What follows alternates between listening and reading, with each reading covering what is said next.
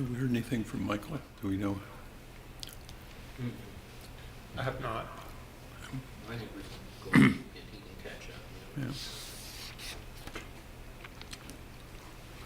I think that's probably appropriate. I think Jeff Computers. You hit it back, feedback. Collection. I think it's his computer. I have some feedback. Do you, Brian, was it me? Okay. Jeff, are you getting feedback on your? I am, I just thought it was the voices in my head, so. No. But I probably have to mute myself. Yeah. No, I'm unmuted.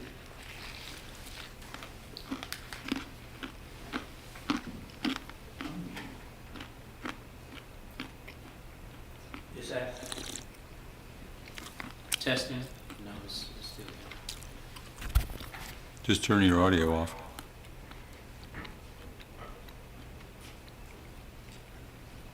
how's that? Are you hearing anything coming out now? It doesn't sound like it. Testing. That was Okay, Maybe like a collective age of like 250 here. that's right. Just get us a 12-year-old. You Okay, have to put it like that. Disapproved. Yeah, I know. all right. So the February 6, 2023 Charlottesville City Council meeting will come to order. Ms. Thomas, you want to call the roll? Councilor Payne has not yet arrived. Councilor Pinkston, Here. Mayor Snook, Yes, here. Vice Mayor Wade. Here. Okay, so we have a quorum. Is there a motion to approve or to amend the agenda that's been given to us? I don't know of any changes we need to make. I move for approval. Second? Second. Okay. All in favor, say aye. Aye. Aye. All opposed? Okay, we have an agenda approved. So this meeting will be divided into three main sections. First is a work session to hear and discuss presentations that will not require a council vote. We'll have a closed meeting, typically around 5:30. Then the City Council business meeting, which will begin around 6:30 with seating available in council chambers for up to 23 pre-registered attendees and media. Others are able to join electronically by Zoom. I think we've got like 6 pre-registered attendees, if I remember correctly. So on the 4 o'clock docket today, first item up, grave sites at Penn Park, update on unmarked burials, and Jeff Warner will talk to us. Mr. Warner? Thanks, good evening. Yeah, Jeff Warner with, obviously, the city. I'm the Historic Preservation Design Planner within Neighborhood Development. With me is Tom Chapman, who the Executive Director of, and I typed it out wrong, but the Albemarle Charlottesville Historical Society. And this is, I know you all probably been following this for some time in the news and elsewhere, and just in conversation with Sam Saunders a month or two ago, you just thought, all right, maybe have some things to bring to y'all's attention. And so what, I'm going to start my timer, but kind of a 3-part thing here. I want to just give you that, how did we get here, what's going on. I'm sure you may know a lot of background, but just this is also for us an opportunity for folks to hear the story that maybe haven't. Tom and the Historical Society have been doing a lot with the research of descendants and people. We are fairly certain we know were enslaved at Penn Park, and then trying to get outreach to people who are their descendants. So I'm going to let him kind of talk through some of the details of that. It's some interesting stuff. And then the last piece is just kind of some of the how do things break down moving forward.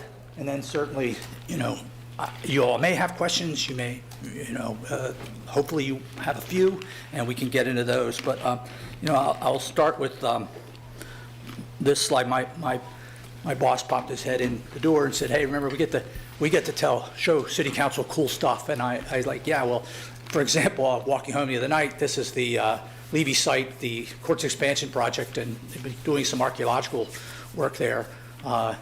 We uncovered this. Now, I just happened to walk up there and talk to the archaeologists. This is 20th century, so it's sort of, the excitement is kind of ebbed on it, but it was still an interesting feature. And there are other things that are coming up on that, and we will keep you apprised of that.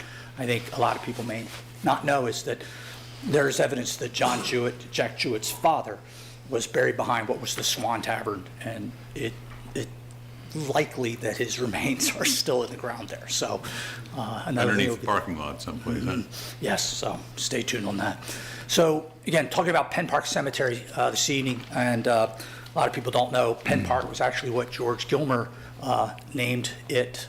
It's not, so it, as I tell people, it should be Penn Park Park, but it was part of original 400 acres that he acquired in the late 1700s, and of course now it's about 270 acres of that is owned by the city of Charlottesville. And as you can see there at the red arrow there by the 14th hole, that's where the cemetery is. And there are 3 family cemeteries there, Gilmer, Craven, Hotop families, and of course the unmarked burial site that we've been looking at. And, just showing on an aerial photo, at the site, the Gilmer house was originally where the pro shop is now, of course, the cemetery down near the 14th hole. This is a photo from 1937, and you see where the red arrow there. In that photo, and I'll What get year was that again? 37? 1937, yeah. And so, and I'll go back to that in a minute, but this is the cemetery, and sort of collectively call it the cemetery, at the 3 family sections there. You've got the Gilmer family at the north end. We think 7 to 16 burials there. They occupied the Penn Park from 1780s to 1812. Middle section, the Craven family was there 1819, 1845. There are about 14 burials within that. And then the south end, the Hotop family from 1860s to around 1905, 14 to 18 burials are in there. There had a lot of families owned the property. We think these are the only 3 that occupied it. Certainly they're the only 3 that established a burial site there. So you've got the 3 cemeteries, somewhere between 35 to 48 burials within them that we know of. As you know, outside of the cemetery, the GPR that we did 2 years ago suggests possibility of over 40 unmarked graves outside the walls. And go back to that 1937 photo. So there was Ben Ford of Rivan Archaeology did the work, and this is one of the things he pointed out is there's, in the old photo, there's area that is uncultivated to the east of the cemetery, and you can see that somewhat lines with where these graves are that we found. So we believe that's just a possibility of additional graves that we haven't been able to determine yet, and we'll get into that in a bit. Just a quick, yes, sir. you said that it appears to be somewhat uncultivated. When you use that term, what do you mean by that? I don't. So we know that this was, and again, you look at the whole photo, this was a dairy farm, and you can see clearly where, it was cultivated in the sense of it was Plowed a and- plowed meadow, I see what you right? mean. So, yeah, and so you've got this area that is showing up, and it does show up in later photographs, kind of all right, why didn't they touch it? And Yeah. excuse me. So, again, go back, why did we examine the site? I got a call in sometime, I think summer 2019, a descendant of one of the families that has the cemeteries there, just asking about the site, how does the city maintain it, et cetera, et cetera.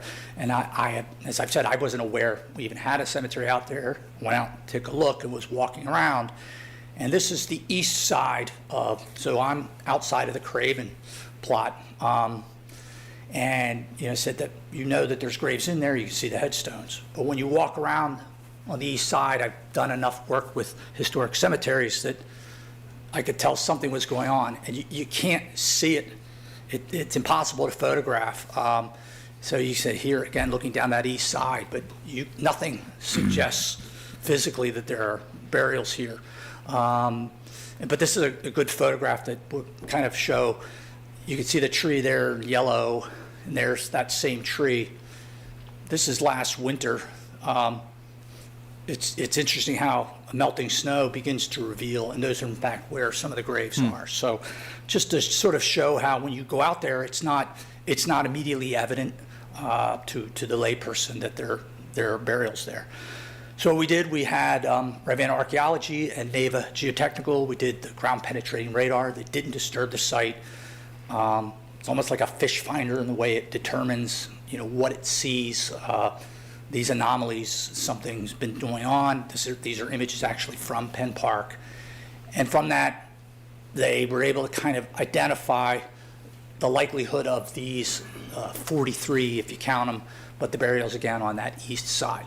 So that's sort of where we were, I guess, November 2nd, 2020. And I made a presentation to council that evening. Tom was listening in and pinged me immediately afterwards and said, hey, I've got an idea on some things. So just to help visualize quickly, this is from a drone footage we did. I went out and laid some old drawings on the ground just to kind of roughly simulate where it appeared there might be graves. Thing to make clear is that we don't know if everything the GPR found was a grave, and we think there may be other graves that GPR didn't find, but this just to illustrate what we were looking at now. I think this is, yeah, so let me show you, this is again, it's some drone footage that we did, just flying from the Gilmer section over, and kind of wanted to illustrate how much, how many graves are out there. I think we've used this in the presentations we've made. We've done a lot of talking at the JMRL. The library folks have had us in to talk. So we've, it's been good to help with a visual of, and this image here is just, again, the same sheets of paper, but sort of looking down that wall, and just to show that these burials are outside the wall. They're opposite the entrances. To be clear, and the Hotops did not own any enslaved individuals, the Cravens and the Gilmers, we know they did. But there's evidence that some of those folks who had been enslaved there were likely still in the area and may have been employed by the Hotops. So there's some interesting connections to explore. So get to the point of making connections. So one of the things we started with first was this 1804 list Ben Ford found in the Library of Virginia, and this is Dr. Gilmer's chancery record, and there's on this have identified the individuals that were enslaved by the Gilmers and their value, and on the list is this Jenny, a girl,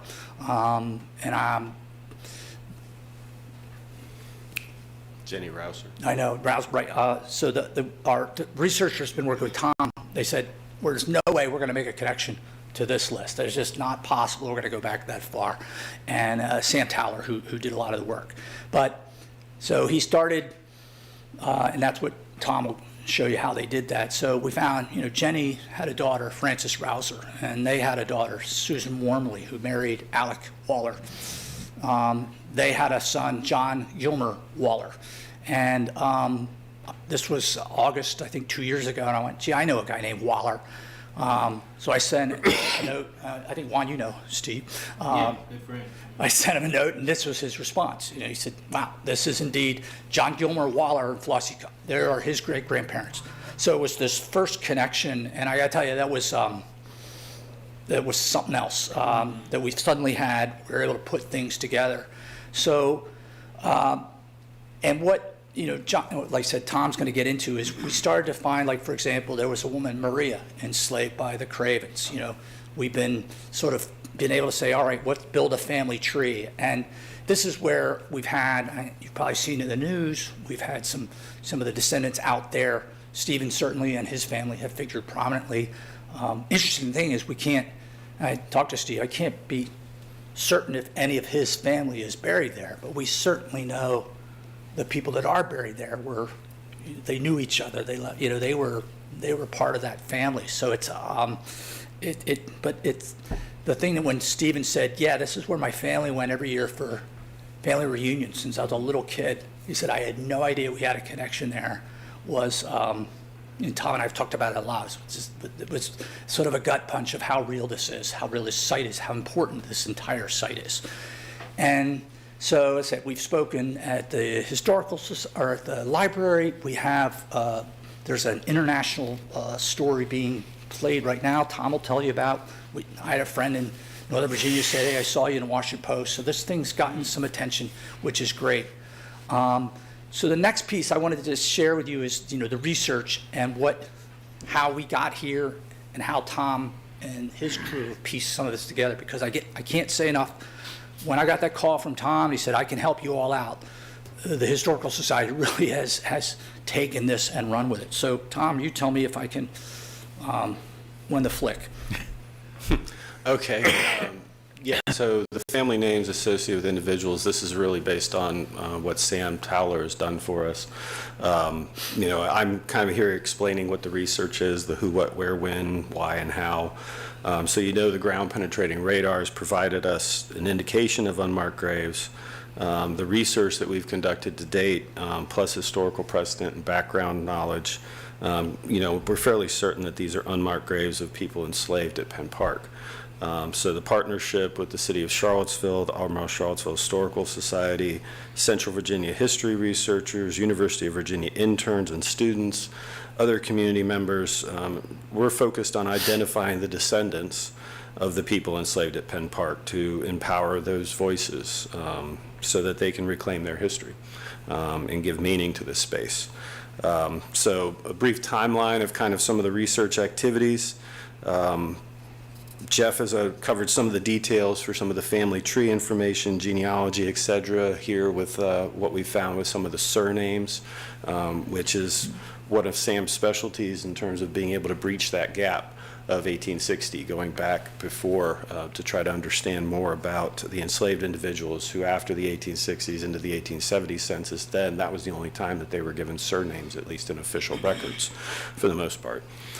So my timeline kind of focuses on the nuts and bolts. So you're aware of what Jeff said with the archaeology, the ground penetrating radar, connecting with Jeff and Ben after that November 2020 update, really just trying to determine where the Historical Society could play a role, and I'm glad we did, because I think we were playing a very important role. So about April or May or 2021, Sam Towler was brought into this. Sam worked at Mitchie Hamlet Law Firm as a legal assistant from '95 to his retirement in 2020. He was a COVID retirement. He said, I don't want to do this Zoom remote work thing, so I need to retire. And he had enjoyed his work, but he didn't like the Zoom aspect. But he's been very active in local history, compiled 2 reference books of court records, written 2 articles for the magazine of Albemarle County History, one of which chronicled his mother's family, the Baileys, and all the African Americans who lived at Monticello during the levee ownership, which was a very important part of his research that helped tie into the Penn Park work. He was editor of the Central Virginia Genealogy Association newsletter for several years, and a member of the Central Virginia History Researchers since its start, and has done a lot of volunteer work for many regarding African American genealogy research. So we caught Sam at the right time after his retirement, and he gladly took on this project. From that, in June, we were able to bring on an intern, Madison Wilson, from the UVA Architectural School graduate. She was a graduate student. She became our Penn Park project intern. Jeff, in July, asked you all, and you gladly resolved to provide some funding to help with that, so thank you. And these funds supported Madison's work. So her internship led to the creation of an article published in our 2021 magazine. If you all don't have a copy, I have some here for you. I'll hand them out a little bit. Unmarked and Unknown, a discovery at Penn Park. That article complemented another article written by local historian Nancy Krause, who detailed the history of Penn Park Plantation, its landscape, and its built environment. So Madison also helped begin to organize Sam's research and handed off this aspect of the project to another intern through UVA that we acquired through the Career Center Intern Placement Program. So this was an unpaid position. Her name was Aqsa Atif. It was a fully remote internship, but she did a great job. So her job was basically to take all of Sam Towler's research and put it into a database. So that database, it's called an Airtable relational database. It's a free online program. This database came to our attention from Shelley Murphy, who is a member of the Historical Society Board, but also the lead genealogy researcher for UVA with their Enslaved Laborers Project, and her connections with scholars at Clemson University. Those connections came about with Shelley consulting on the newly opened International African American Museum in Charleston. So from that, we were able to connect to what is called the Woodland Cemetery and African American Burial Ground Historic Preservation Project at Clemson University, where they have a cemetery that is primarily unmarked that they are trying to understand more about. So in a couple of online meetings, we figured out how their database worked, and they were gracious enough to share it with us. So we were able to use their template structure for their database for ours. A win-win, because this type of research, not only in terms of providing us an immediate database, but also to organize our genealogy and research, and also to follow an existing template that in the future, for comparative purposes with other burial grounds and sites of enslavement, we can possibly be able to think in terms of how we help manage information that is a lot of crossing over in terms of UVA Enslaved Laborers Project, Daughters of Zion Cemetery, many other local projects that explore the history of slavery in our local region and those important stories, particularly of the local citizens who descend from these ancestors. So from the research work done by Sam, utilizing historic resources that have been compiled over the past 20 years, we're beginning to piece together these individual histories. Jeff mentioned a couple of the last names here, but also we have three particular individuals who have been figured prominently in a lot of the interviews and programs. He mentioned Stephen Waller, but also Diane Brown Towns and Lorenzo Dickerson. So they can all trace their history back to enslaved individuals who were at Penn Park. The most recent UVA intern, we're setting the stage for the next part of this project with the descendant community. And within that Airtable database, we have over 1,000 entries. So those are names of enslaved individuals, the slave owners, locations, places, ways in which we can be able to track who these people are from, pre-emancipation, in terms of usually finding records with only names, first names, or even like looking at census records where they're just a tick in an age. So giving these people names. The next aspect of our internship program was in January, just this past year. We worked with the UVA Architectural School on an externship program with Josephine, or Joe Blount. We brought her in. It was only 2 weeks, but during that time we took some important steps towards envisioning and structuring the role of what a descendant group would look like that would support the work at Penn Park. What was that? No, did you say Joe Blount? Yes. I think I know. Yeah, Colette's daughter. She's been great. Just for 2 weeks, we dumped a lot on her, and we'll talk a little bit about her later in the presentation. Besides the funding for Madison Wilson that you very graciously provided, everything that we have done has been through unpaid volunteers and interns. The students gained valuable work skills, were inspired by the work. The Historical Society has contributed our paid time to this project, including myself, our programs manager, Sterling Howe. Our time has been spent working with Sam, his volunteer research activities, providing guidance, also managing the interns. In addition to the research activities, we had 3 public programs over the past 2 years to bring this information to the public's attention, also to cultivate additional research leads to connect with living descendants. It was actually through a program we had with Sam Towler in March of 2021 for Liberation and Freedom Day, where he was talking about his research on the Levy enslaved, that Diane Brown Towns connected with him, saw Sam put her aunt's house in Charlottesville in a PowerPoint, and Diane's like, why do you have my aunt's house in your PowerPoint? And from that just serendipitous connection, we were able to then connect her to the Penn Park research, and so now we know where her ancestors came from, in addition to what she was already aware of. Diane is doing a lot. I did her podcast last Saturday. She's doing a lot. Yeah, Diane's been great. So the public programs, Jeff mentioned our partnership with Jefferson Madison Regional Library in June of 2021, Forgotten History of Penn Park with Jeff, me, and Ben Ford. Then another one, which was Penn Park Update, Forgotten Not More, in February of 2022, where we had also Sam and Madison Wilson and Stephen Waller join us. And then September of 2022, Nancy Krause did a program on the origins of Penn Park based on the article in our magazine. So, and all these programs are recorded, and I think Jeff shared some links in the report you put together for that.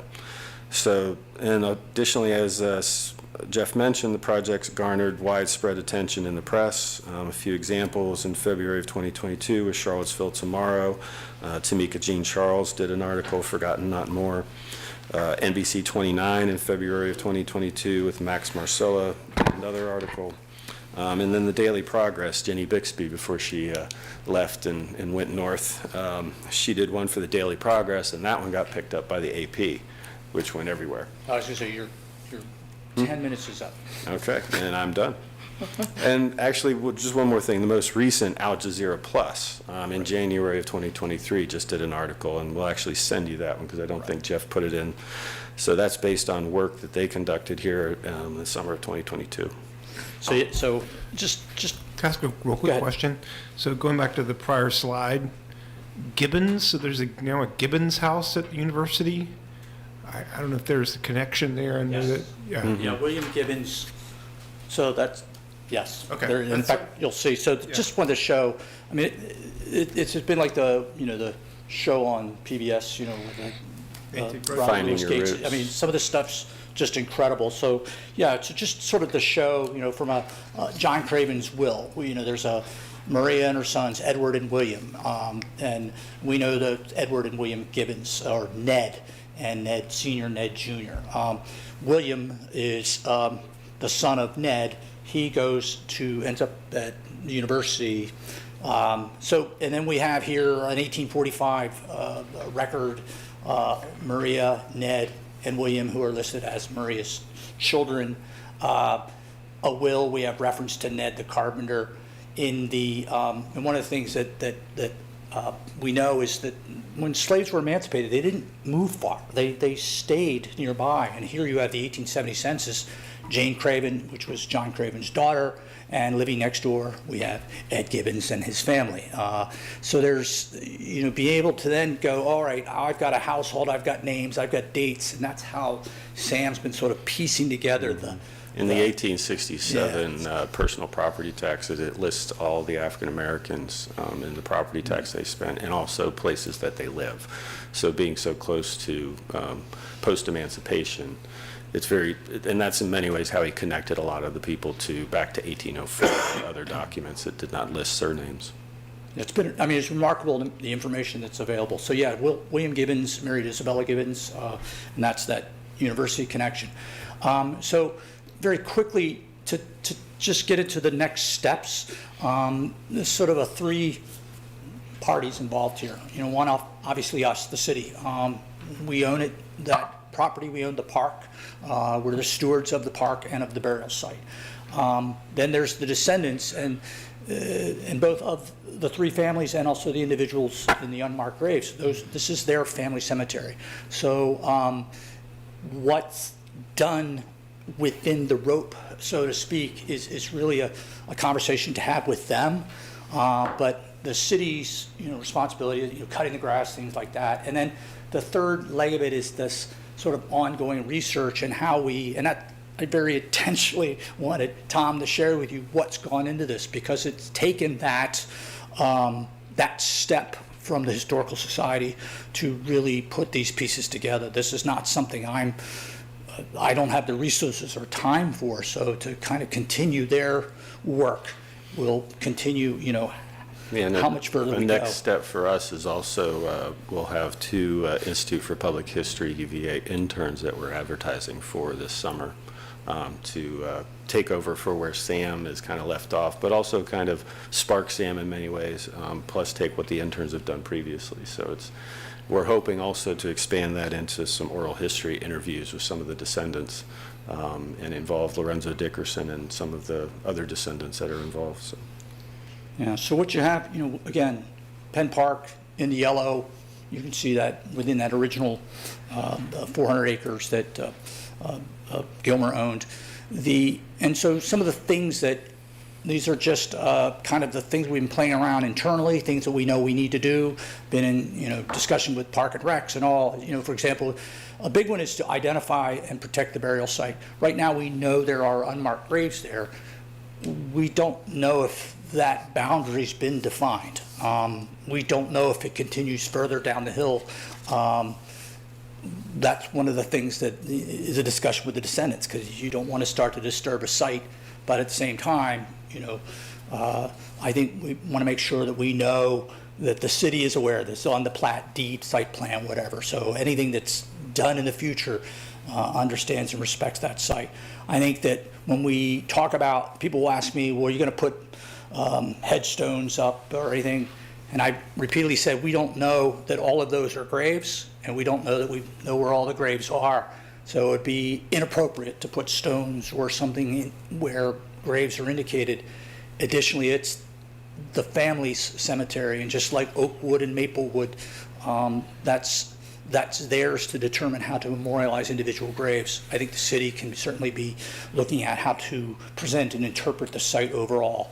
I think that, again, to continue that descendant research, I think something really important we need to work on is really getting to what are, again, not just the Cravens and the Gilmers and the Hotops, but these families that now have ancestors buried there. What are their rights and privileges? What, as far as that piece of land's concerned, that's something to explore and understand. Obviously, working with Parks and Rec, that maintaining the site, cutting the grass, just like at Maplewood and Oakwood. And then I think something that the city, this is what we're going to hopefully work towards, is you do have this intact landscape. This is not just a burial site. This is a large, intact property that we could be doing a better job of interpreting and presenting. We know it's along the river. Very likely there's evidence of the Monacan occupation there. But we also know that the people that we're talking about who were enslaved there lived there and worked there. So where did they work? Where did they live? What was their life like there, and where did those things happen? So I think there's a responsibility, but it's really a really interesting opportunity for the city to say, we have this landscape. This is something we've talked about, doing a better job of telling these stories, and we can do that here. So if that's, I know I've got about 10 minutes left. I really just want to know from that, did you have any questions for us? Anything? Are you familiar with the cemetery at the university, the one for enslaved? Yes, so that's, in fact, Rivan Archaeology did that Yeah. work. So this kind of gets to the tough question. In order to make a determination of the boundaries, we would have to scrape the soil back. The GPR just can't read, and we think some of the graves are just too old, that there's nothing really there. So what they did here was you remove that top couple inches, and you can see where the burial shafts were. This would be the only way to really determine what are the extent of the graves, how many, and where are there. Obviously, though, disturbing the ground like this can be troubling. So that's one of the things Joe Blunt had in some of her conversations with the descendants. There was quite a bit of interest in doing this, yet there was some reservation about it. But, Yeah. yeah. I understand that. Yeah, Ms. Blunt's work with us, even though it was 2 weeks, it was pretty profound in terms of meeting with the descendants, meeting with Diane Brown Towns, Lorenzo Dickerson, and Stephen Waller, and working out with them some kind of guiding principles and values that kind of identifies, how to move forward from that perspective in terms of not only how do they approach the site, but also thinking about how to put together a descendant group. And they came up with, 3 principles, one of which was security. So through the process, and I want to read some of that, but throughout the process, memorialization, the security and preservation of the burial site is of utmost importance. Securing and protecting the site is fundamental to honoring those buried there and their legacy. Securing the site can mean physically protecting it from damage or desecration, for example, by the installation of a temporary barrier separating it from the golf course. The process of securing the site may also entail further defining the exact extent of the site to determine the number and the precise location of burials. And then the second principle is respect. Respect is a value that should steer the memorialization process in all aspects. They believe that memorializing the gravesite is an essential act of honoring and paying respect to their ancestors. Respecting those individuals and their memory requires honoring both the sadness and the joy of the burial site, respecting both the physical space as well as its legacy and its meaning for the descendants. Respect is also crucial to the memorialization process. The descendants believe that they are the living embodiment of their descendants, so they deserve to be of their ancestors. Sorry, they deserve to be treated with respect and have their own stories, contributions celebrated as extensions of that legacy. And then telling the story, driven by the desire to articulate, interpret, and spread the cultural memory and the sense of this home place. So it's a sense of how these stories have not been told or hidden or, visibly and fundamentally not put on the landscape for a reason. So to bring them back and to tell those stories allows a group in our community to really have their history understood. And I think, just so you can see in the image here, this is the 14th tee going in this direction, and there's the cart path comes down. And Parks and Rec's already laid out a rope in the area that we've determined this is where most likely there are burials, so that at least that area is roped off. But if we were to determine, I don't know how likely it is, but that burials went further, then obviously we'd want to do, what's right. But that's what we mean. It's just, we don't know. What came across, and they want to definitely let you know that they are only a small group of people that are not organized, and they do not represent the entire group of the community members that are descendants. But they kept coming back to this idea of secure and respect. The GPR gives us a sense that this is a burial ground, but it does not tell us, as it does with, the Hotops, the Cravens, and the Gilmers that are defined by walls, that we know the limits and the edges, and the curiosity of, does it extend beyond? Is it under the irrigation line? Is it under the cart path? Is it under the 14th tee? Is there something happening to their burials that they are not aware of, but we have not determined through GPR study yet? So that is where they were leaning in terms of where archaeology would able them to define a boundary, to define an edge to this site so that all of the site is respected.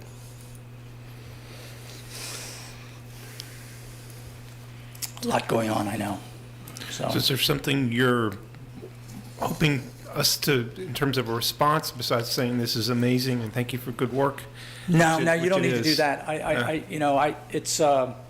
I've gotten enough, pats on the back. I think that couple things. One, this is a further opportunity for us to put this list of names up there, and it's not, limited to these, but these seem to be the names that come to the surface. If someone out there, this story seems to fit, but I said, even Steve said, they had no idea of a connection. So, but it's to, so this one gets the word out. Two, I think an opportunity to let you all know where we are and what we're doing. Let folks know what Tom and his group are doing. I think there are, as we all move forward, yes, there's some programming and to discuss with Parks and Rec and some additional work. I'm looking at we're working with a company that does the LiDAR, that aerial radar, that willing to work with us to look at the entire park, and that might, give us some clues to where maybe there were areas of settlement on the property. We're evaluating that, but no, nothing at this point that you all need to do or that we're asking you to do, but but to be aware of it. This is fascinating stuff. This is and it's this belongs to the city of Charlottesville. This is not some obscure site in a corner, you know, somewhere. This is a park, and this is property owned by the city. So as things change, hopefully, you know, you are willing to help us out in whatever we need to do. Yeah, this is great. We need to do this. Anything that we can do as a council, as y'all do your work, help with the intern type of position. Sound like we're getting really good work from that. Just let us know. Thank you all so much. And again, yeah, you all are out in the community and can kind of keep the story going. All right, well, thank you very much. Thank you so And, much. Thank you. Thank you all Thank for you your for stuff. what you all do. I appreciate it. Yeah. Thank you for your efforts. Well, thank you for the opportunity. Thank both of you all. Appreciate it. Okay. Next item on our agenda is the United Way of Bill update. Ravi Rispetto, CEA, to present by Zoom. Ms. Rispetto, welcome. Thank you. Thanks for having me. Good to see you, and thanks for giving us an opportunity to share what United Way is up to these days and for some of our initiatives. I believe there's a point that we sent over.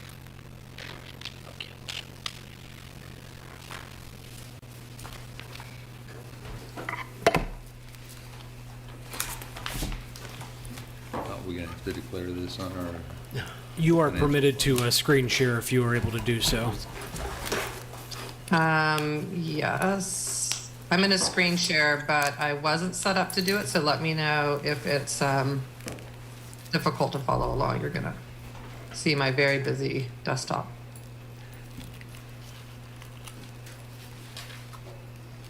Can everybody see that okay?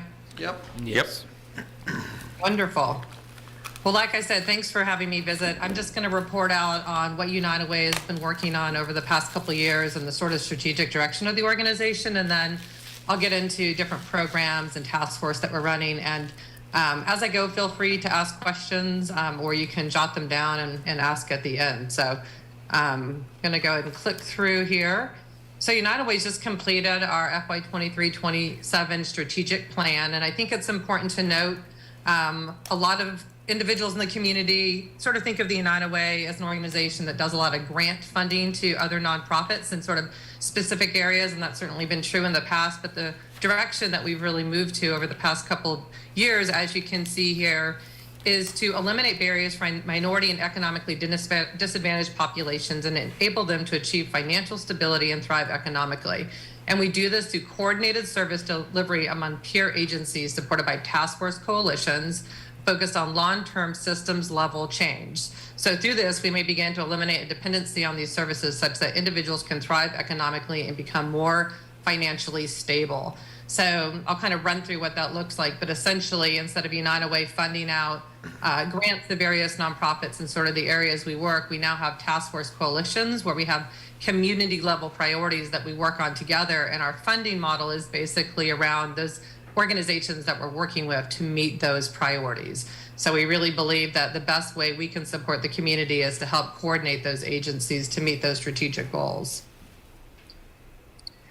So the United Way's new initiative is called Envision, and it's really about a more equitable Charlottesville and doing business differently, again, through better coordination of services. And we kind of call it a new narrative because it's something that's different for United Way. We're very honest and sort of authentic about what the challenges and issues are in our community. And the goals that we've set for ourselves are threefold. So the first one really focuses on reducing poverty in our community. So our goal is to help lift 1,800 families out of poverty, and we named specifically 630 Black families over the next 5 years. And goal 2 really focuses on early education. So we want to increase by 10% kindergartners from economically disadvantaged families who pass developmental benchmarks, and increase the number of Black kindergartners who pass by 20%. So again, embedding specific goals around equity. And then goal 3 really focuses on building a more connected community through a deepened understanding of race and equity, which is sort of a theme that runs through a lot of the services and the programs that we deliver. So giving history and context and narrative around why these goals are important, not just for the United Way, but in our community. And some of the data, just to kind of look at, I'm sure many of you have heard of the Orange Dot report that Rich Schuyler puts out through his work with PVCC as the Dean of Self-Sufficiency. But a new report actually just came out. But based on his last report, we know that 17% of families in our region cannot afford the essentials of life. And so many of the families we serve make about $30,000 a year for a family of four. So they're making, 150% of the federal poverty level. We all know that it's expensive in terms of housing in our community, even if you're commuting in from one of the outlying counties. And so we kind of estimate average rent at about $1,200 for a 1 or 2 bedroom apartment. Childcare, if you have a small child or know a family with small children, is very expensive. It ranges in our community anywhere from $15,000 to $20,000 a year if you have a child age 0 to 2, which makes it very unaffordable for families that we would serve. And you can kind of see what we talk about is that really doesn't leave much to get by each month, really $76 in this budget equation. And we also talk about how the fact that, poverty isn't dispersed in a really equitable way. So you can see there on the right-hand side that the percentage of families in Charlottesville region making less than $35,000 a year, 35% represent Black families, while only 14% represent white families. And so really trying to bring about dialogue and conversation around these histories and why we continue to see these trends in our community. And we look at other sort of what we call indicators of poverty. We look at housing, for example. So currently 24% of Black families own their home versus 50% of white families. We look at access to capital. 12.4% is the denial rate for Black loan applicants compared to only 4.5% for white families. In early education, 104% lower scores for Black children than white children for kindergarten literacy assessments, and 145% more likely to fail kindergarten literacy assessments for economically disadvantaged children in our community. And lastly, we look at life expectancy, so 9% shorter lifespan for Black individuals than white individuals in our community. And some of this comes out of the report that Siri Russell worked on for the county of Albemarle. But this gives you sort of the context of what we're working with in our community around the areas that United Way puts a lot of our efforts and energy and funding and partnerships into.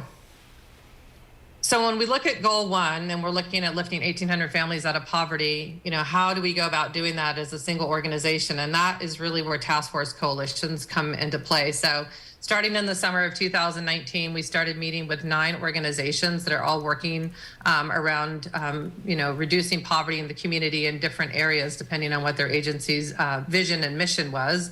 And so over the course of the past 3.5 years, we've developed a work plan and some very specific goals about how we want to work together through our financial resiliency task force. And I'll show you a diagram of the current agencies involved in this effort. Hopefully it's large enough for you to read. But as you can see, many organizations that you're familiar with. So City of Promise, Habitat for Humanity, New Hill Development, the CIC, the Uehara Foundation, Piedmont Housing Alliance, Network to Work, and MACA. So each one of these agencies has been meeting every month. The director at their agency has been involved, and we've developed a referral network using the Network to Work system that basically tags individuals that are interested in making a 3-year commitment to design their own financial plan to achieve what we call financial stability, which we estimate to be around $45,000 a year for a family of 3. That's 1 adult and 2 children. And so we've also developed something called a financial resiliency matrix, which sort of identifies the different levels that people have to achieve to get to different income brackets. And so it's a separate document, and I'm happy to send that out after this meeting for review. But the group worked on that document, including Kaki Demick, who's now with the County Department of Social Services. At the time, she was with the City Department of Human Services. Essentially, we've identified 6 levels. So a level 1 might be somebody who's homeless and maybe actively using services through Pacham or, essentially really needing a lot of supportive services. And the investment for an individual at that level can be quite expensive. And it's difficult to sometimes get those individuals to a place where they are financially stable. And so when we looked at sort of the populations, we landed on what we call level 3, which are individuals that are making about $20,000 to $30-some thousand a year. Most of them are working usually 2 jobs, sometimes 3 jobs. They have somewhat stable housing. They might have somewhat stable transportation or no transportation. Their credit scores tend to be in the 5, maybe 600 level. All of them need some sort of subsidy in terms of childcare. And generally, they're working jobs where they're making about 15 to 20, maybe dollars an hour. So that's kind of the group that we honed in on. A level 6 might be a family who is in their first home. They've been able to save for down payment assistance, and they're a more stable space. They might still be under 80% of the area median income, but they're more stable in terms of where they're at financially. So our efforts focus on families in that level 3 space, and our goal is to, again, get them to a level 4. Mechanically, how this works is all of the agencies you see here will refer into this program. All of the services that you see listed are those that each agency has identified as being services that they can offer in a way that's prioritized to families that are referred into the network. Each one of the networks, each one of the organizations has a point person, and each of these point people know one another, or at least have relationships with one another. And the ideal is that we surround a person on their financial journey versus having a person have to reach out to each agency and potentially find themselves on a wait list or not able to access the services. So the goal is to help them navigate this entire system of resources better, and also help them design their own financial plan. So step 1, if they apply and they make the commitment for 3 years, is they go to New Hill Development and they get their credit score, they get debt to income ratio support, they do a budget, they get financial coaching, and then from there they go on to one of the agencies or all of the agencies you listed here, depending on their personal goals. So I'm just going to pause for a minute. Any questions about how that system works? Nope, not at this point. I think it makes sense, yes. Yeah, I know I've met with some of you individually and talked a little about this, and we've just launched it in January, so it's really new. But the other sort of overarching goal of this effort is to get a better sense of what the investment is when we work with families. So as it stands now, one family might go to 3 of our different agencies, but we're not keeping track collectively of the services and that expense. So the direct expense or indirect, how much staff time we're spending with families. And we know for a fact that many families do utilize sometimes 2, 3, 4 of the different agencies that you see listed here. So part of our goal in this sort of space of human services is to better understand what's the true cost of helping a family achieve financial stability, and what is, and based on that investment, are families able to remain financially stable? A lot of the families that we serve are kind of what we call the prevention line. So one big life event can actually, they dip back into poverty, and it's really tough to get back out. So kind of making sure that they're able to stay above that prevention line. So that's another sort of data point that we're hoping to keep track of through this sort of coordinated effort. And again, we've all committed to a 5-year work plan. So this is really just the start. And what we hope to be able to share out with council in the future is what kind of an impact is this making for local families that we're serving. Currently, we hope to serve 130 families a year. The other piece, just to kind of talk about sort of how the continuum of care works, we have the city pathways emergency hotline that folks can call. It really serves the city and the county.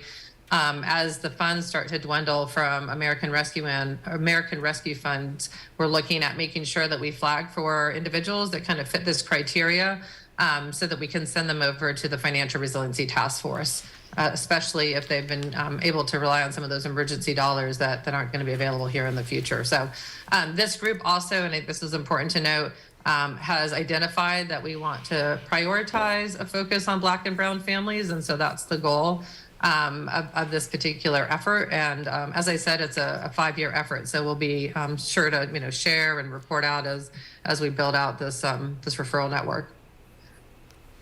Another program United Way runs is what we call the Family Investment Program. And so this is our pilot program statistics that you see here. We initially had 11 families come through. And basically, very much like the Financial Resiliency Task Force, we're looking at investing in individuals in terms of helping them meet their own financial goals. This particular program is over a 2-year period, and our key partner here is Habitat for Humanity. So a family will come in, and all of them are wanting to work toward homeownership. So they're all part of the Pathways homeownership program that Habitat has. A lot of what we see is families come in with bad debt, very high interest rates, particularly around student loans and transportation. So auto loans, we have people that come in sometimes with 200% interest rate auto loans, believe it or not. And so one of our first goals is to help them pay down or pay off those bad debts, and then help them work on their credit score, and also saving for the down payment on their home, workforce development issues. So if they're looking to go back to school or improve their job training, we would then, connect with Network to Work and get them going with Ridge's program. So the idea is going to have that connective tissue between the agencies. After the first 2-year pilot program, you can see some of the stats that we saw. So with a $10,000 investment, the way it works is we'll disperse dollars to families as they hit their own financial milestones. And through that process, you can see that there was a 13% increase in credit score and a 12% increase in monthly income and a 19% increase in average hourly wages.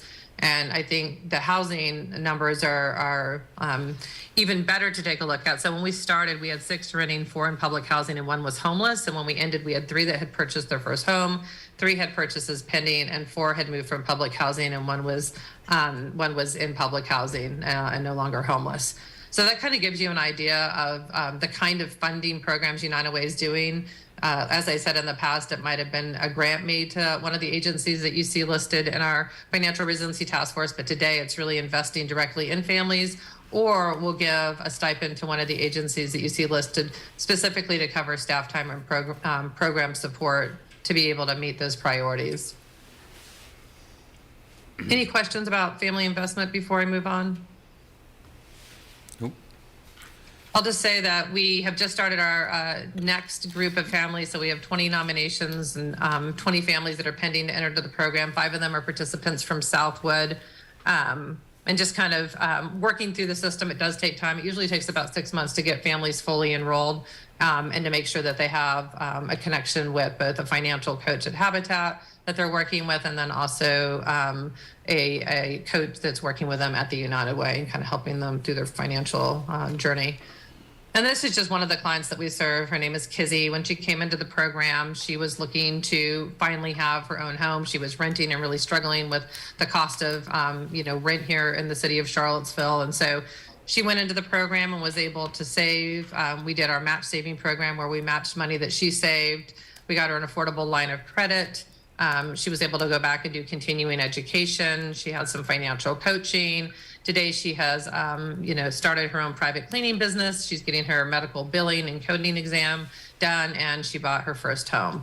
So she's, one of the first people to go through that pilot program. And we stay in touch with her. And she will tell you her life has been completely transformed by having an opportunity to have that support system around her to help her meet her financial goals, which is really, really the aim of these programs. Another sort of flagship program that we run, that we launched a few years ago, was called Driving Lives Forward. And this is a program that we do in partnership with Carter Myers Automotive and Virginia National Bank. And so I'll just kind of share with you sort of a look at a composite of one of the families that we worked with recently. So they had gone to Carter Myers to get a vehicle. Based on their credit, they were going to pay about 16% interest, and they could afford $2,000 down. So that would make a payment about $443 a month. Most of the vehicles that are sourced in this program are usually no more than 5 years old. And typically we want to keep the price point no more than $15,000. Under that scenario, she's a CNA and she works night shifts at University UVA Hospital. You can't take public transportation, obviously late at night. She really did need a vehicle. But she was referred over to Driving Lives Forward because we knew based on her budget, she really couldn't afford that $443 payment. So using the scenario with the same vehicle, we were able to do $2,000 down payment assistance for her. We put her on a 5% loan. Again, we have a lot more control over the loans that we basically privately fundraise and keep the resources at Virginia National Bank, and then they administer the loan. So give her a 5% loan and basically got her payment down to $314 over 48 months. So it's a savings of $161 a month, which makes a significant difference for families that are going through this program. One of the things that we struggle with the Driving Lives Forward is the cost of cars did go up during COVID. So it used to be about $10,000 a car, now it's $15,000. So we've had to kind of work through that. We also know that a lot of families come without the down payment assistance, and so Virginia National Bank has been able to help raise some private funds to help with that. Interest rates have gone up, and so it's been a little trickier to keep interest rates lower, but the goal is to try to keep interest rates no more than 8%. even with the increased interest rate environment that we're dealing with, and to try to keep people's payments no more than $350 a month. So this is a program, again, it's a pilot program we launched. We've had some really good results. Our goal is to help 15 families with a vehicle this year, and ultimately we hope to grow it to be much larger than that and really serve any families that are being referred through the Financial Resiliency Task Force to us. So I'm just going to pause. Any questions about those programs? Nope.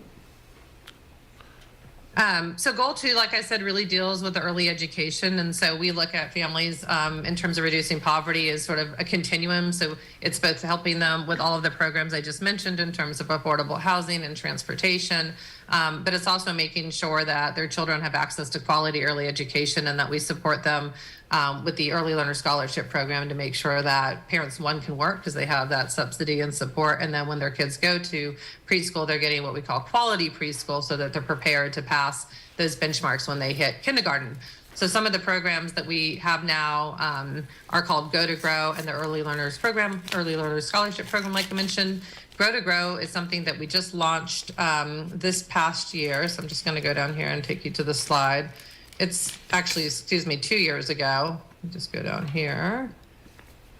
Basically, it's the first time we've had what we call coordinated enrollment in our community. So essentially, we have a website now. We work with the city school system, the county school system, and MACA Head Start. And essentially, any family who's under the 200% of federal poverty level or lower income can work through this program to find the best match for preschool for their child.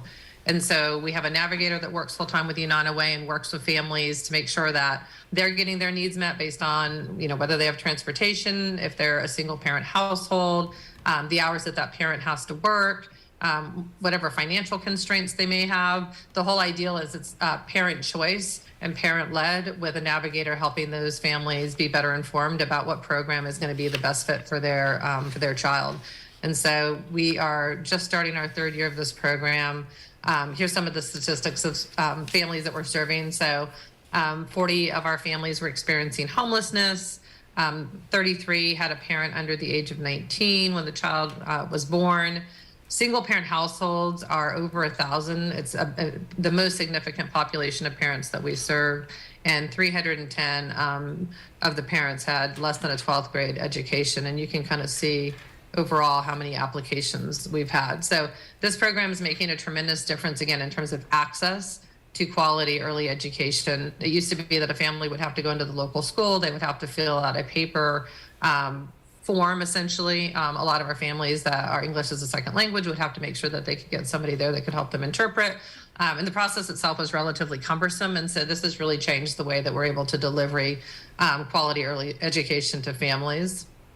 And I will just back up and say part of United Way's overall leadership in the early ed space came with a significant grant from the Virginia Early Childhood Foundation last December. And so we're now one of 9 regions across the state delivering systems level early education intervention.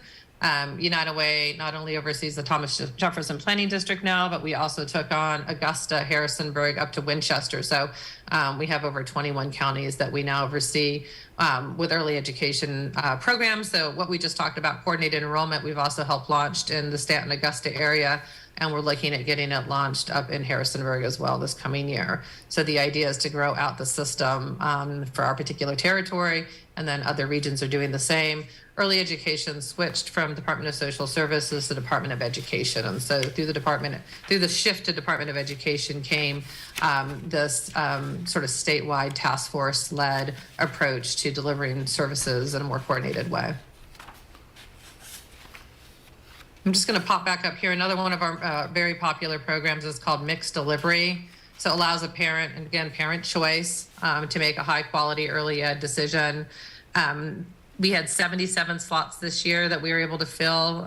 We're looking at going to 127 slots. We're also adding what we call infant and toddler slots. So basically this allows public funds to be given to families for private preschool slots. So typically a low-income parent couldn't afford a private preschool opportunity for their child, and this funding helps them have that opportunity to access those options.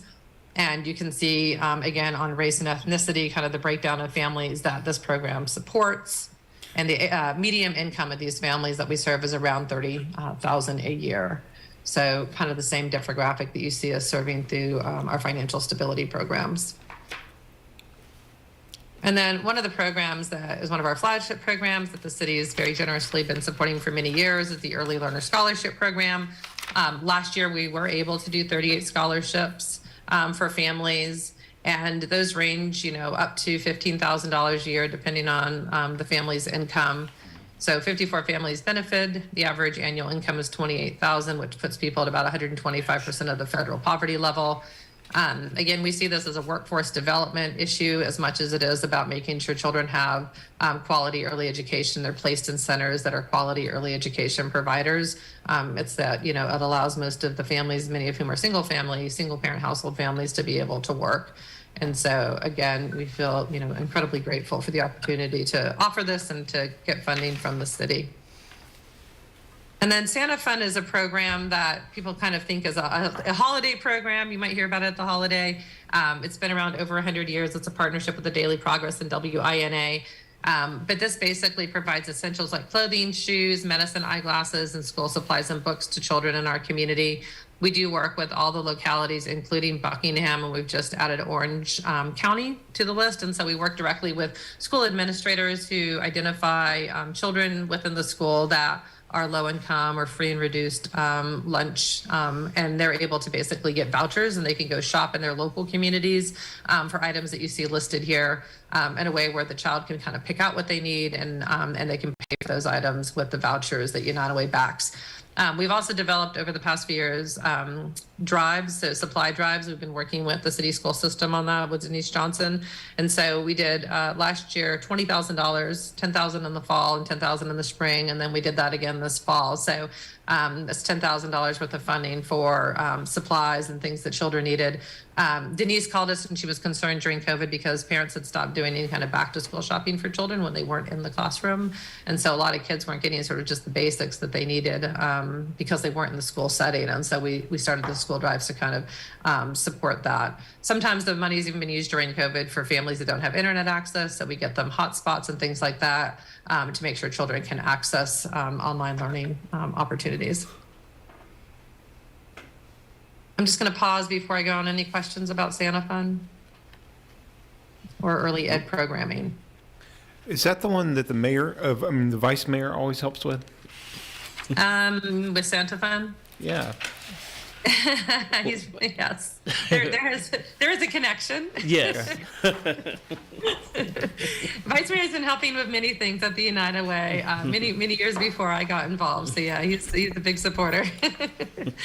I'll just briefly say impact grants. As I said, we're shifting our funding strategy, but this past year still did benefit many organizations that I've talked about today that we partner with to meet those community priorities. But we put $210,000 back into these organizations. Average grants are about $25,000 to $30,000. Some of them we make a 3-year commitment to, depending on what programs they're running. And as you can see, all of them align with our priorities around financial stability and or early education. So in the future, we'll be doing less of this traditional grant making and more of the stipends that I talked about.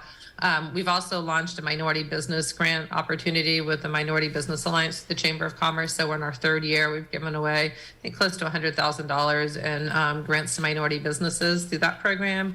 And then this spring we'll be announcing an opportunity that will be supported by the city and the county Department of Economic Development and United Way to also support minority businesses. It will be a minority enterprise grant, and it'll be about $10,000. We hope to do 15 of those grants by the end of this year. So one of our shifts is to put money back into small minority businesses, since business is obviously one of the ways that you can scale economically and get ahead financially. And we do work closely with the CIC. So they know the program that we're offering sort of complements what they do in terms of their loan program. Ours is a grant program, so the monies don't have to be repaid. And a lot of it is to help businesses grow and then maybe access a loan program through the CIC. So again, that's the beauty of the coordination. We're all in conversation with one another, making sure that we're not adding a new program if it already exists, and making sure any new programs that are added are those where there's gaps in the system that are needed by local individuals and families we serve. And then lastly, I'll just talk briefly about what we call our connected community. This is, like I said at the beginning, goal 3, to build a more connected community through a deepened understanding of race and equity. Some of you might have attended our community tables in the past, so we bring people together from diverse backgrounds and have curated conversations to build community and better understand each other's backgrounds and lived experience. We do host a weekly radio program called Envision. This is about conversations with different Black community members and leaders around what they're doing, whether it be education or business or health or arts, but having those conversations and kind of changing the narrative about members of our community that are making significant difference, which may not be people that are well known, but nonetheless are really important to the fabric of our community and to diversity in our community. We've also done a really fun coloring book that highlights different historic places in our community, like Bear Early Learning Center and the Jefferson School. Those coloring books have gone out to preschool programs throughout the community. We even did a partnership with a local restaurant so kids could color in the preschool or color in the coloring book while they're having dinner. So different fun ways to kind of storytell and share a little bit of the history here in our community.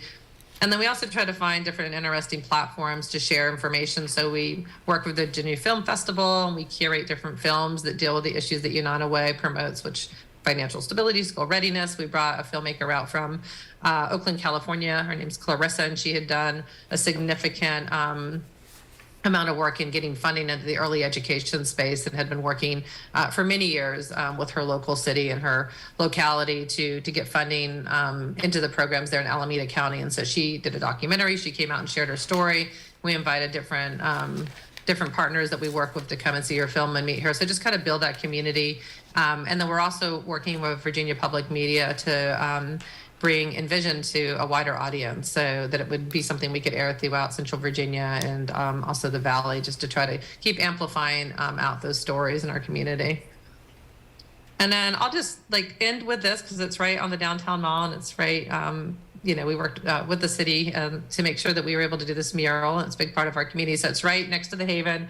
Jay Johnson's a local artist. And so this really symbolizes what Envision is all about. It's really community members from diverse backgrounds coming together to lift up and support members here in Charlottesville to be able not only to just achieve financial stability, but to live whole lives and to have all the opportunities that everybody else might have. And so that's really the ideal behind this image and the narrative that we're hoping to promote here in the community. And we do have a little sign people can scan and learn more about the program and what Envision is all about. So I will end there and just say thank you to each of you. I've worked with each of you and know that you care deeply about the community and a lot of the work United Way is doing. So we're just grateful for your partnership and support.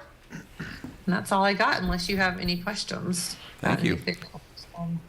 Wow. Yeah. So I think I've said it before, but before I got on council, I was president of the board of United Way, and it sounds like you guys are doing even more. So I talked to Amanda today, the current chair, and you're not slowing down a bit. So thank you so much for all the great work that y'all are doing in the community. And I just really feel with all of the nonprofits that we have in the community, just out there doing so much that our community would just really look and feel so much different if we didn't have these valuable community partners. So thank you so much, Ravi. Yeah, thank you, Juan. I appreciate that.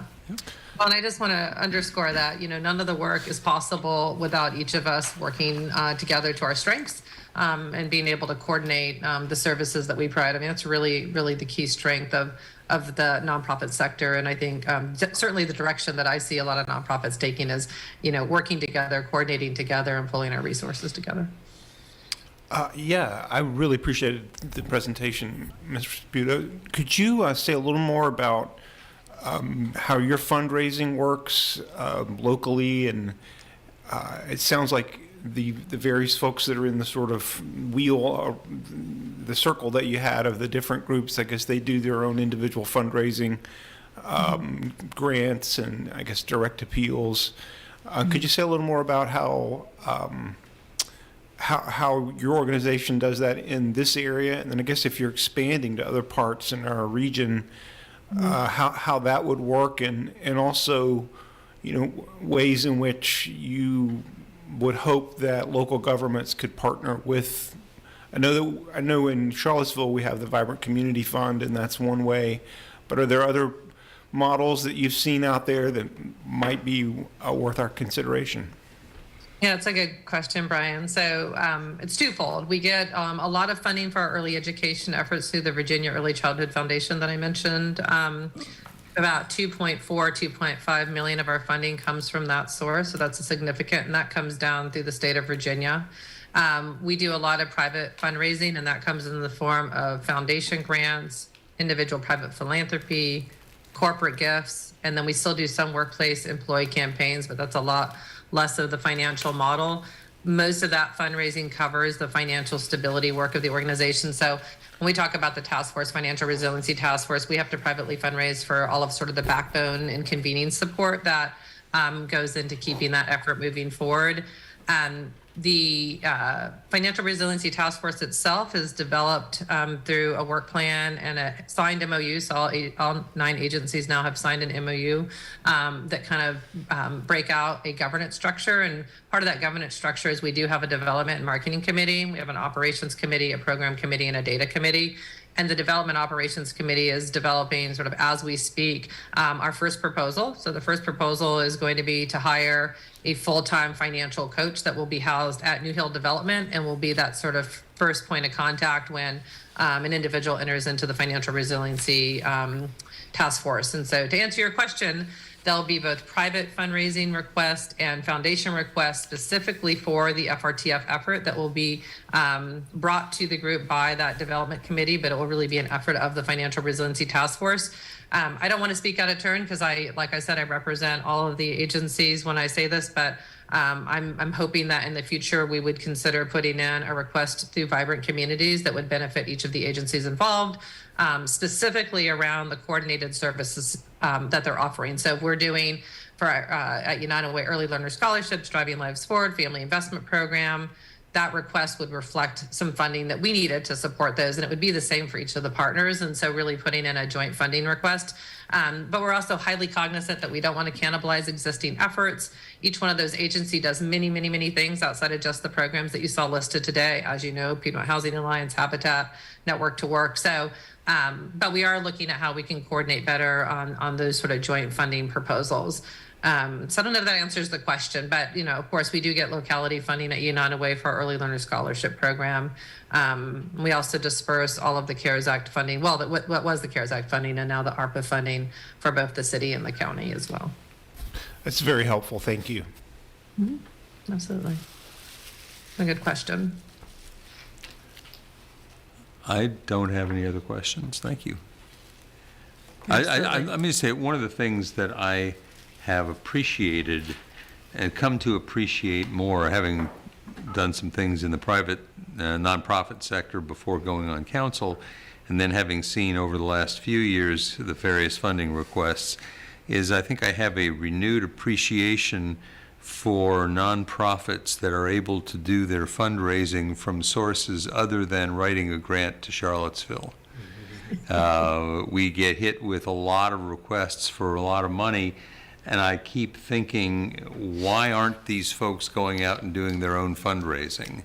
And it warms my heart to hear of the fundraising efforts that you all are undertaking and the coordination that you're undertaking. One of the Charlottesville diseases is the tendency to create a brand new 501c3 every time somebody gets a brainy idea.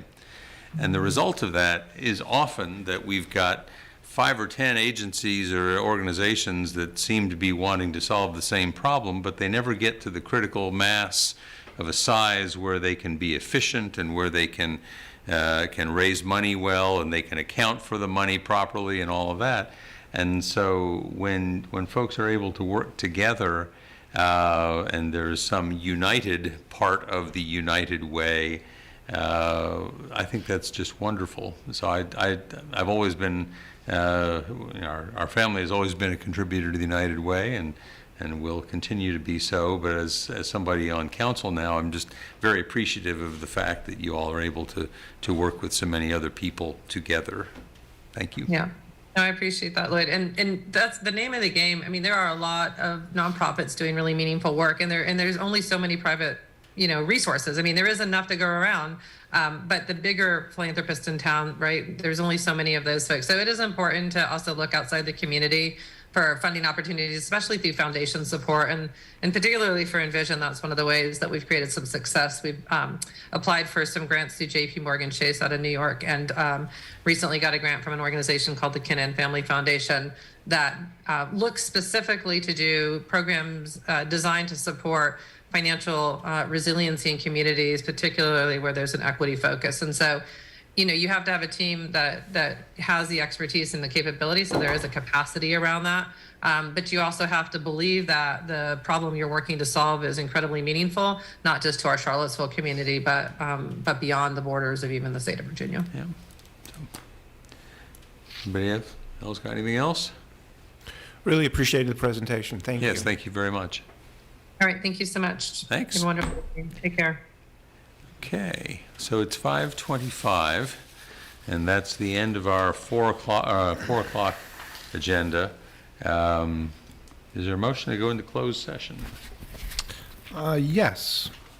Pursuant to Section 2.2-3712 of the Virginia Code, I hereby move that City Council close this open meeting and convene in a closed session as authorized by Virginia Code Section 2.2-3711A1 for the discussion and consideration of appointing members to the following Charlottesville public bodies.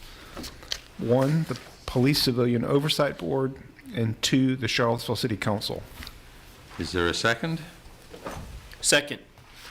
Okay, all in favor, say aye. Aye. Any opposed? The motion passes. City Council will now be in closed session. We will return, for those on Zoom, we will return to a separate Zoom link for the meeting that we will be back about 6:30 for.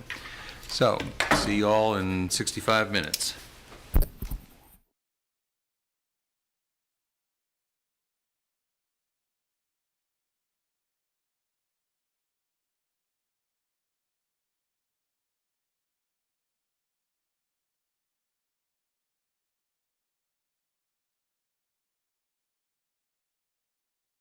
Too many indiscretions tonight.